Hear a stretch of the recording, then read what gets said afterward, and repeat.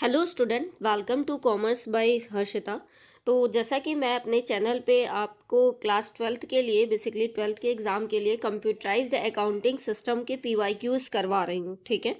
तो 2022 से 2025 के जितने भी प्रीवियस ईयर क्वेश्चंस पूछे गए हैं वो मैं आपको इस प्लेलिस्ट में अपनी ऐड कर रही हूँ उसके वीडियोस, ठीक है।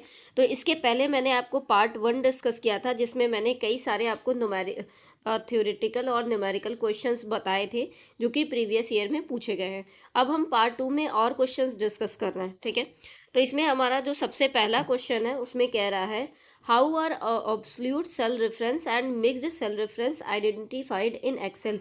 तो एक्सेल में हम कैसे ये आइडेंटिफाई करते हैं, पहचानते हैं कि ये एब्सोल्यूट सेल रेफरेंस है, ये मिक्स्ड सेल रेफरेंस है, ठीक है। तो जो एब्सोल्यूट सेल रेफरेंस या मिक्स्ड सेल रेफरेंस है वो हम डॉलर के साइन से पहचानते हैं, ठीक है। उसके सेल रेफरेंस के आगे डॉलर लगा होता है, ठीक है। तो ये वाला जो है हमारा, ये आपका मिक्स्ड सेल रेफरेंस कहलाता है क्योंकि ए के आगे खाली डॉलर लगा है। लेकिन जब दोनों में डॉलर लगा रहता है, ए के आगे भी और नंबर के आगे भी डॉलर लगा रहता है, तो उसको हम एब्सोल्यूट सेल रेफरेंस बोलते हैं। तो मतलब इसको हम डॉलर के साइन से पहचानते हैं कि हाँ ये एब्सोल्यूट सेल रेफरेंस है कि मिक्स्ड सेल रेफरेंस है, ठीक है। चलिए क्वेश्चन नंबर 2 में कह रहा है how many categories of functions are available in Excel 2007। तो 2007 में कितने कैटेगरी ऑफ फंक्शंस अवेलेबल होते हैं एक्सेल में। तो ये आपका 1 नंबर का क्वेश्चन है। तो देखा जाए तो एक्सेल 2007 में हमारे 12 कैटेगरीज ऑफ फंक्शंस अवेलेबल होते हैं, ठीक है। तो in Excel 2007 functions are organized into 12 distinct categories within the function library on the formula tab. These categories help user quickly locate specific tools for data analysis and calculation. तो याद रखिएगा हमारे Excel 2007 में 12 कैटेगरी ऑफ फंक्शंस अवेलेबल होते हैं, ठीक है। Next question कह रहा है कि what is the result for the following function based on the data provided. ये भी 1 नंबर का क्वेश्चन है। तो इसमें आपको कुछ डेटा दिया गया है, यहाँ पे सीरियल नंबर है 1 से लेकर 5 तक, इधर आपका ए है और इधर आपका बी है। ए में नंबर्स दिए हुए हैं और बी में हमारा मैंगो, ऑरेंज, बनाना और पेयर दिया हुआ है, ठीक है। तो इसमें हम लुकअप फंक्शन लगाने जा रहे हैं। तो पहला लुकअप फंक्शन हमने लगाया है 8 के लेकर के A2 से A5 और B2 से B5, और दूसरा लुकअप फंक्शन 3.5 से लगाया है हमने, ठीक है। तो इसका अगर हम आंसर देखें तो ए वाला ऑप्शन हो जाएगा पेयर #n/a, ठीक है। तो ये वाला ऑप्शन हमारा हो जाएगा। कैसे ये हम देखते हैं एक्सप्लेनेशन के फॉर्म में। तो इवेल्युएशन द फर्स्ट फंक्शन जो हमने लुकअप का लगाया है 8, A2 से A5, B2 से B5, जिसको सर्च करना है वैल्यू जो कि 8 की रेंज में आ रही है A2 से A5 में, ठीक है। तो अगर हम देखें since the data is stored in ascending order and 8 is greater than the largest value in the lookup vector. तो सबसे जो 8 के करीब है वो 7.94 है। The function matches the largest value that is less than और equal to the search criteria, ठीक है। तो हमारी जो है मैच 7.94 सेल A5 में है और जिसका रिजल्ट क्या है, पेयर है, ठीक है। देखिए 7.94 का रिजल्ट क्या है, पेयर है, ठीक है। तो इसलिए हमारा पहला ऑप्शन में पेयर आ जाएगा। और दूसरा जो लुकअप फंक्शन है सेकंड फंक्शन, उसमें कह रहा है 3.5 A2 से A5, B2 से B5 searches for 3.5, however the smallest value in the range 4.23 है, ठीक है। तो सबसे जो नियरेस्ट है वो हमारी 4.23 है। 4.23 की बात करें तो यहाँ पे 4.23 आपका ये रहा, ठीक है। जिसका 4.23 की अगर हम बात करें तो because the lookup value is smaller than the smallest value, लेकिन हमारी जो लुकअप वैल्यू है वो स्मॉलेस्ट वैल्यू से ज़्यादा है, इसलिए यहाँ पे जो फंक्शन है वो मैच नहीं कर रहा है हमारे रिटर्न से। इसीलिए यहाँ पे एरर वापस आ रही है, ठीक है, क्योंकि हमारा फंक्शन मैच नहीं कर रहा है। तो इसलिए हमारा आंसर हो जाएगा पेयर और #n8, ठीक है। चलिए क्वेश्चन नंबर 4 भी आपका 1 नंबर का है जिसमें कह रहा है what is use to build single formula with multiple result in Excel. तो कौन सा ऐसा है जिसको हम यूज़ करते हैं सिंगल फार्मूला का मल्टीपल रिजल्ट पाने के लिए एक्सेल में।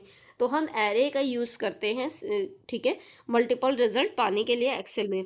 तो in Excel array formulas allow you to perform multiple calculations on one और more items in an array and can return either a single result और मल्टीपल रिजल्ट। तो array का यूज़ करके हम सिंगल और मल्टीपल रिजल्ट पा सकते हैं, ठीक है। चलिए क्वेश्चन नंबर 5 हमारा 4 मार्क्स का है जिसमें कह रहा है what is meant by data validation. Data validation क्या होता है और what is facilitated bye error alert tab, ठीक है। तो डेटा वैलिडेशन क्या होता है ये मैं आपको प्रीवियस वीडियो में भी बता चुकी हूँ। चलिए आगे देख लेते हैं। तो data validation allows you to define specific rules.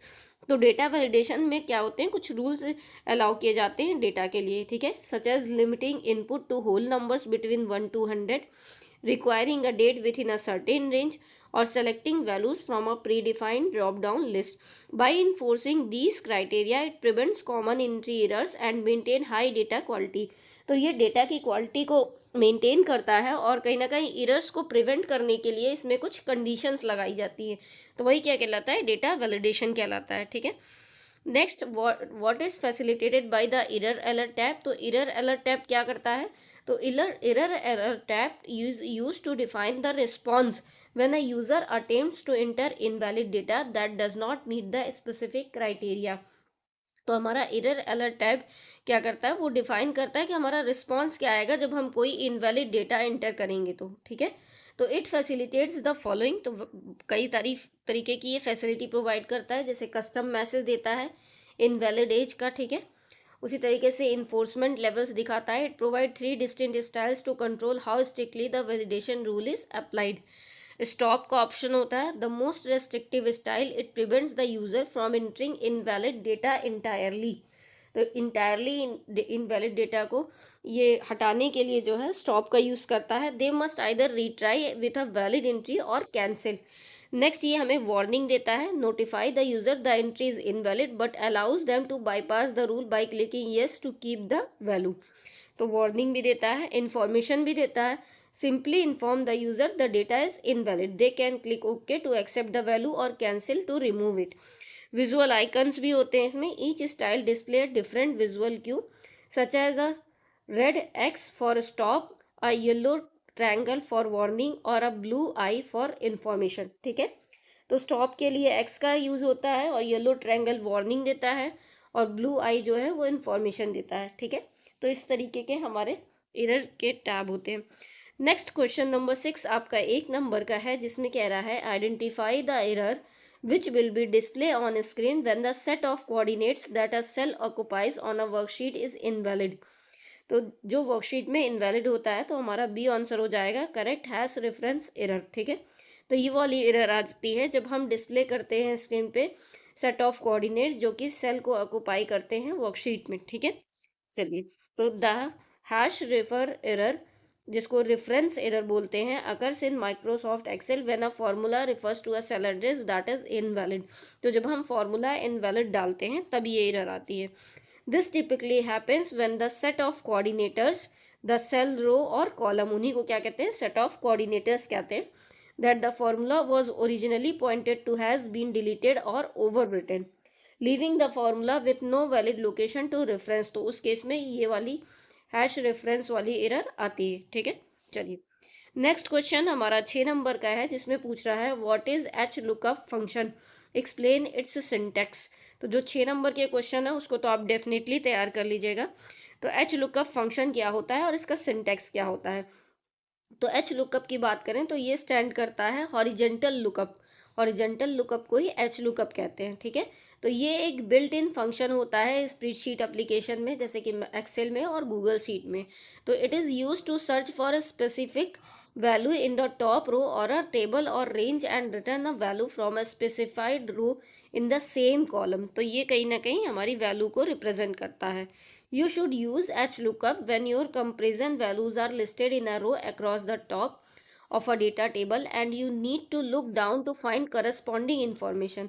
तो जब हमें कोई corresponding information find out करनी होती है अपने डेटा टेबल में से तो हम HLOOKUP का यूज़ करते हैं।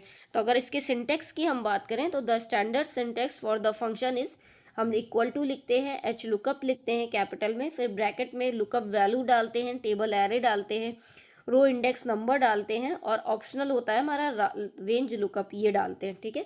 तो बाकी सारी चीज़ें तो कंपलसरी है, लुकअप वैल्यू, टेबल एरे और रो इंडेक्स नंबर, लेकिन रेंज हमारी जो है वो ऑप्शनल होती है, ठीक है। तो अगर हम समझे कि लुकअप वैल्यू क्या होती है जो कि नेसेसरी है हमारे लिए डालना, तो it is a value you want to find in the first row of your table. तो हम अपनी टेबल के फर्स्ट रो में जो फाइंड करते हैं वही हमारी लुकअप वैल्यू होती है।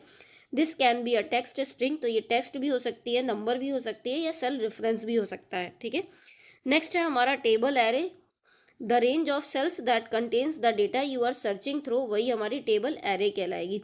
The first row of this range must contain your lookup value, जिसकी फर्स्ट रो में लुकअप वैल्यू होगी और पूरी सेल हमारी टेबल एरे कहलाएगी। ठीक है, नेक्स्ट हमारा रो इंडेक्स नंबर है, तो the row number within the table array from which to retrieve the result, तो जहाँ पर हम रिजल्ट चाहते हैं वही हमारा रो इंडेक्स नंबर हो जाएगा। ठीक है, नेक्स्ट हमारा रेंज लुकअप है जो कि ऑप्शनल है, जिसमें हम लॉजिकल वैल्यू डिटरमाइन करते हैं, जैसे फॉल्स और जीरो हो गया, या फिर ट्रू या फिर वन हो गया। ठीक है, चलिए नेक्स्ट क्वेश्चन हमारा क्वेश्चन नंबर 8, ये भी हमारा 6 नंबर का है, तो इसको भी अच्छे से समझ लीजिएगा। तो इसमें कह रहा है equal to sum B2 B3 will give an error will using spreadsheet. तो B2 B3 लिखा है, लेकिन इसमें ना बीच में कॉमा लगा है ना सेमी कोलन लगा है। तो ऐसे केस में जब हम गलत फॉर्मूला लिखेंगे तो क्या एरर आइडेंटिफाई होगी, कौन सी एरर शो करेगी और क्या स्टेप्स होते हैं उसको करेक्ट करने के। ठीक है, तो चलिए देखते हैं। तो the error that will be display is the hash name error. तो ऐसे केस में हैश नेम एरर शो करेगी। This happens because the spreadsheet does not recognise B2 B3, क्योंकि हमारा जो एक्सेल है वो B2 B3 को रिकॉग्नाइज नहीं कर पा रहा है, पहचान नहीं पा रहा है, क्योंकि इसका कोई वैलिड रेंज या नेम्ड रेफरेंस नहीं है।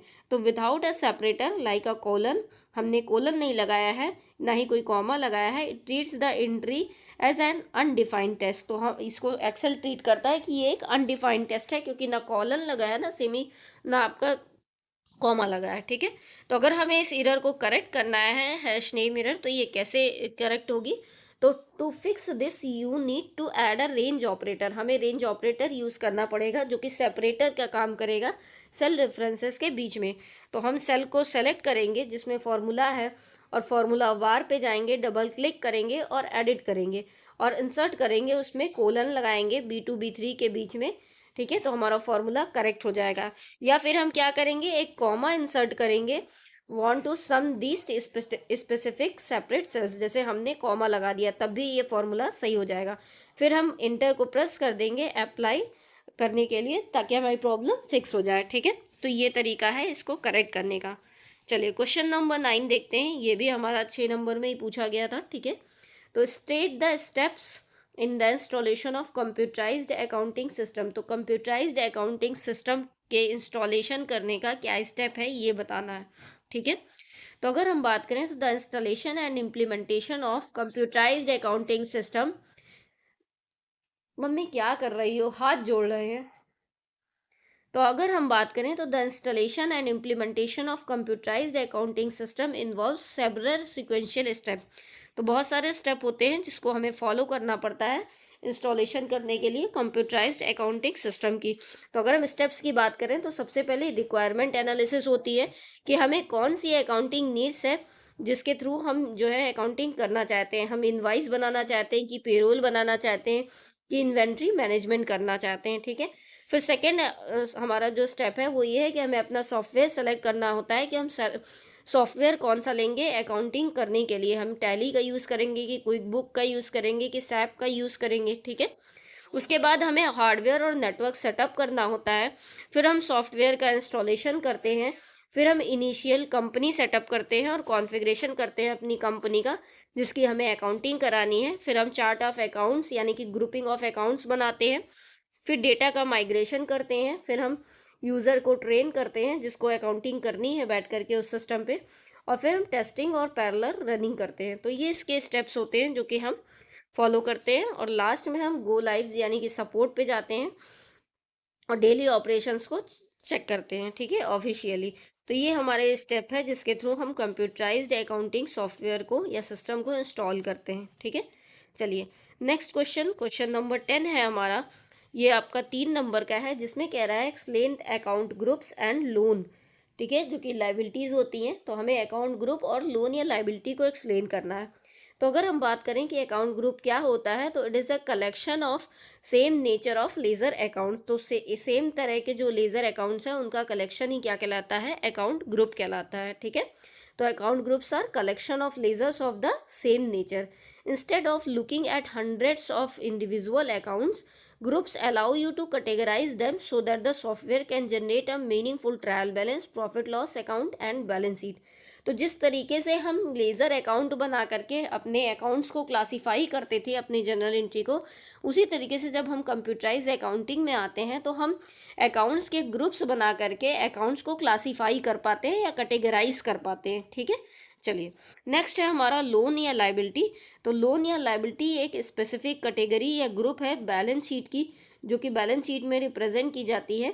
ये बताती है कि हमने अपने बिजनेस में कौन सा मनी कहाँ से बोरो कर रखा है, ठीक है, और हमारी क्या ऑब्लिगेशन है, कितना पे करना है। अगर हम स्टैंडर्ड कंप्यूटराइज्ड अकाउंटिंग सिस्टम की बात करें तो ये जो ग्रुप्स होते हैं ये टिपिकली डिवाइड किए जाते हैं दो सब ग्रुप में। हमारा जो लोन अकाउंट है वो दो सब ग्रुप में डिवाइड किया जाता है। लोन तो हमारा प्राइमरी ग्रुप है, इसके दो सब ग्रुप होते हैं, एक सिक्योर्ड लोन, दूसरा अनसिक्योर्ड लोन। सिक्योर्ड लोन वो जो आप बैंक से लेते हैं, जो आप किसी फिक्स्ड एसेट्स को मतलब या कोई आप फिक्स्ड एसेट्स जो है देते हैं गारंटी के थ्रू और उसके बदले आप लोन लेते हैं, वही आपका क्या कहलाता है, सिक्योर्ड लोन कहलाता है। ठीक है, जो आप फिक्स्ड एसेट्स के अगेंस्ट लेते हैं। और अनसिक्योर्ड लोन कौन सा होता है, ये हमको कोई बैंक नहीं देगी, क्योंकि बैंक बिना सिक्योरिटी के कोई लोन नहीं देती। तो जब हम किसी अपने फैमिली मेम्बर या अपने डायरेक्टर से लोन लेते हैं या अपने फ्रेंड से लेते हैं, कोई पर्सनल लोन लेते हैं, ठीक है, जिसमें कोई गारंटी की ज़रूरत नहीं होती, तो वही क्या कहलाता है, अनसिक्योर्ड लोन कहलाता है। ठीक है, तो आई होप आपको सारे क्वेश्चंस अच्छे से समझ में आ गए होंगे। अगर आपको इसका पीडीएफ चाहिए होगा तो इसी वीडियो के नीचे कमेंट कर दीजिएगा, तो मैं अपने Telegram channel @commerce by Harshita पर शेयर कर दूंगी।